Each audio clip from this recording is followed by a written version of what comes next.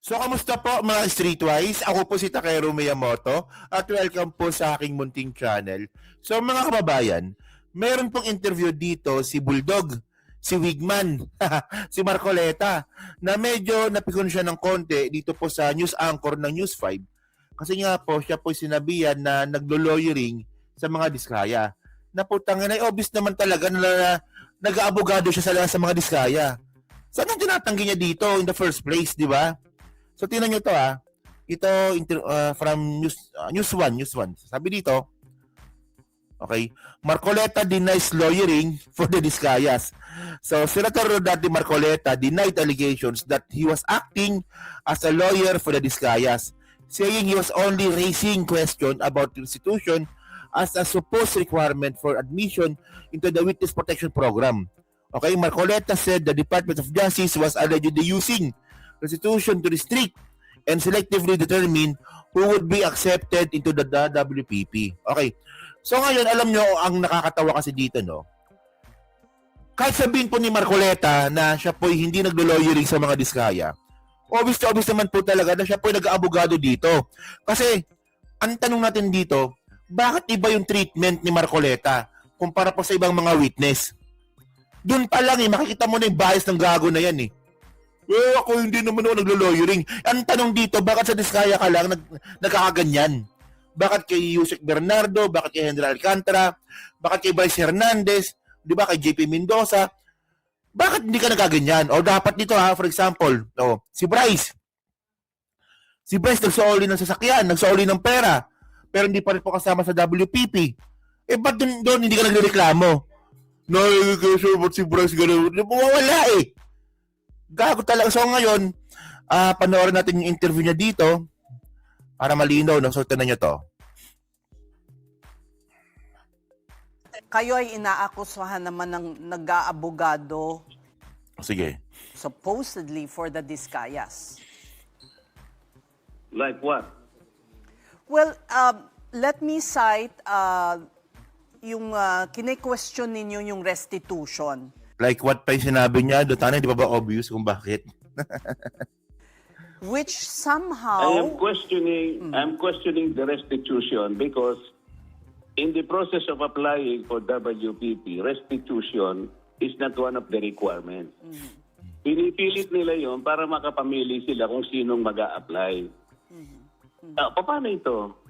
Sinong magsasabi sa kanila kung magkanong i-restitute ng mga diskaya? Bobo pala nito Alam mo, no? civil indemnity will only be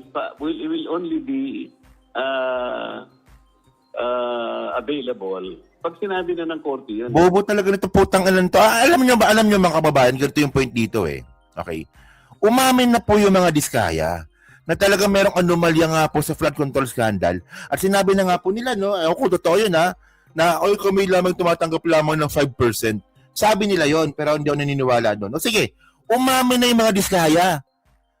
Na 5% kahit na bullshit yan, pero umamin po sila na 5% daw kumikickback sila. Ngayon, ano ba naman yung, sige nga, para mapatunayan ninyong kayo sincere sa inyong sinasabi na kayo gusto nyo maging state witness, ibalik din yung ninakaw ninyo. Ngayon, yung nireklamo ni Marcoleta na paano nyo malalaman kung magkano binalik, ito po depende na po sa magbabalik. Bobo! Di ba? Depende po yan. Ano bang kayang ibalik ng mga diskaya? Kailangan pa talaga ng korte doon? Well, legally, oo. Pero dito po is applying for the WPP, hindi na ba kailangan ng korte dito? Si Marcoleta, matalino naman pero bobo. Ako dito. Hindi yung bago pa mag-a-apply yung tao, doon mo na kukunan ng restitution. Sino magko-compute? Magkano? Ayan Baka pagmula diba? ng corruption yun ang sinasabi ko sa Sa pantanga to, diba bobo talaga nito no? So ngayon nasabi ni Marcoleta, diba? Nasagot nga natin kanina. Sino daw magko-compute? Magkano ba ibabalik? So depende na po yun sa gusto magbalik.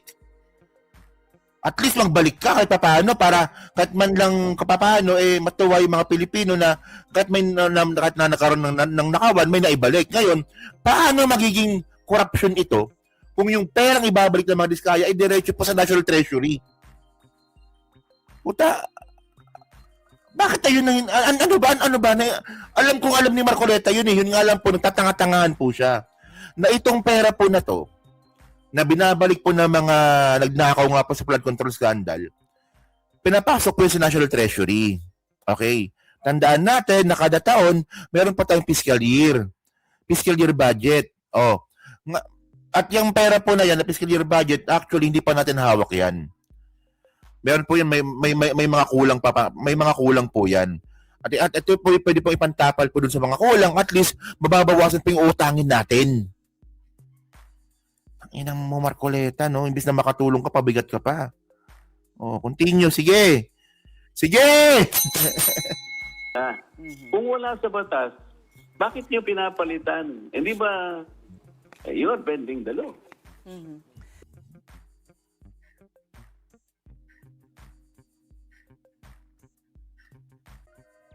Nakawan niya. Nakakita ka ba ng ganon? Nasa batas ba yung ganon? Senator, Wala naman akong makuhang iba ng mga testigo. Statement ni Curly Discaya nung hearing na yon na parang sila pa ang ninanakawan. Ano naman ang inyong pananaw doon? Alam nyo, teka lang, alam nyo, ito, may dadaanan ako dito, no? Alam nyo mga streetwise, no, kung bakit gustong-gusto na ni Wigman or ni Bulldog na makapasok sa Witness Protection Program ng mga Diskaya. Kasi ako naniniwala na may bargain po yan. Kasi tandaan natin, no, naalala ko bigla to, no, itong Matrix na ginawa ni Wigman. Saan na ba yun? Ito, pakita ko sa inyo. Masyang Matrix dito. Dito nyo ito, ha? Ito. Itong Matrix na yan, eh. Sa Minority Report. Yan, okay. So tandaan natin, no, na itong mga Diskaya, mga kababayan, tinuro po nila, no, si Martin Romualdez, no, bilang isa sa mga sinasabi nga na kumikbak dun po sa flood control scandal, no. So ngayon ako naniniwala, no, na kapag sila po nakapasok sa WPP, doon na po nila ipipin down kasi Martin Romualdez. Oo. At syempre alam naman po natin, no, nagabasa na rin po ito sa Matrix ni Marcoleta, no, na may mas mataas pa kay Martin. Na ito po'y paturo na po sa presidente. Ang di ba? Ayun ang point dito eh. Kaya pinipilit po ni Marcoleta na magsalita yung mga Diskaya na yan. Or kaya pinipilit po ni Marcoleta na makapasok po ang mga Diskaya sa WPP para po mapagpatuloy po nila yung kanilang bintang kay Martin and then diretso sa presidente. Tandaan nyo kung narinig nyo po yung dating sinabi ng mga Diskaya, ang sabi ng mga Diskaya nung dati, na oo, nakakatanggap si Martin. Pero sabi lang ito ni Congressman na ganito. Sabi lang po ni Congressman na ganito, ito diretso kay Martin. So, hearsay pa rin po yun. At ako naniniwala po, no, na kaya pinipilit ni Marcoleta na makapasok sa WPP po yan. Itong sila Diskaya. No, para nga po, ang tumbok talaga dito is presidente ng Pilipinas, si PBBM. Na gusto nilang palitan, no, kasi para maging presidente nga po isang baliw na Sara Duterte. Gusto ko naman, basic naman yun. Basic na. Yes, nga. Natatangan ako kay Marcoleta. Tanga-tanga talaga nito. I-continue nga natin. Sige, continue. Saan na pa tayo? Yun eh. Yun ang pakiramdam niya eh. Di ba? Pinampihan ko ba siya doon? Ayun. Yung tinanong pala si Diska, nung tinanong pala dito si Marcoleta, kung ano masasabi niya nga, nung sinabi nga ni Diskaya na parang kami pa yung nanakawan eh. Di ba? Sarili niyang opinion yun eh. Yun ang pakiramdam niya eh. Di ba? Pinampihan ko ba siya doon? Hindi, Ang gusto ko hindi naman gusto ko po. malaman. Parang, Hindi yung ganun eh. Tinanong niyo nung sinabi po ni Diskaya na parang kami pa yung nanakawan, tumahimik ka lang. Tandaan natin, pagtahimik, parang way na rin po yun na sumasang-ayon ka. Hindi ka man na nagsalita na, parang ko nang ininakawan. Di ba? Kapal ng mukha ni Diskaya talaga. Paano ko nag-aabogado sa kanya? Paano ko nag-aabogado in the same manner na kapag ako nagtatanong, siya ang sumasagot. Ginawa ko ba yung kay Diskaya? Ay, kay Gutesa? Nung tinatanong pa si Gutesa, ako sumasagot. Nung si Gutesa ba ihayag ko doon, ipresenta ko? Wala ba siyang sworn statement? Actually, napaka-irrelevant na po ni Gutesa talaga, no? Pinipilit mo pang ipasok yan. So, by the way, mga kababayan, no, tandaan natin na hindi lang naman kasi restitution ng problema ng mga Diskaya. Ang problema po ng mga diskaya, hindi po nila sinasabi lahat. Ba't ito, Marcoleta, ba't hindi mo ito banggitin sa mga diskaya? Na kayo, di ba pwedeng sabihin ni Marcoleta yan na kayo mga diskaya, pinagtatanggol ko na nga kayo dito, para makapasok sa WPP, sabihin niyo naman na lahat ng nalalaman ninyo. Kasi ito sabi ng DOJ ito, no? DOJ says Diskaya couple not cooperating on Witness Protection Program. Di ba? Hindi, in the first place, hindi po nakikipag-cooperate ang mga Diskaya sa WPP. At hindi po nila sinasabi lahat. So sabi dito, no? Sabi ng DOJ ito, So yung sinasabi po ng mga ni Diskaya, from the hearing of November 14 in the Senate Blue Ribbon, there was never a chance or opportunity that Mr. Diskaya or counsel even approached the department despite the prodding of the chairman. The Fadulyon said during the Senate Blue Ribbon Committee, di ba? Hindi po nakikipag-ugnayan ng mga Diskaya at sabi pa dito, no, hindi po ito question kung sino ang nauna na nagsalita. Hindi po ito question kung sino ang unang nagbanggit ng napakaraming pangalan, sabi nga, di ba?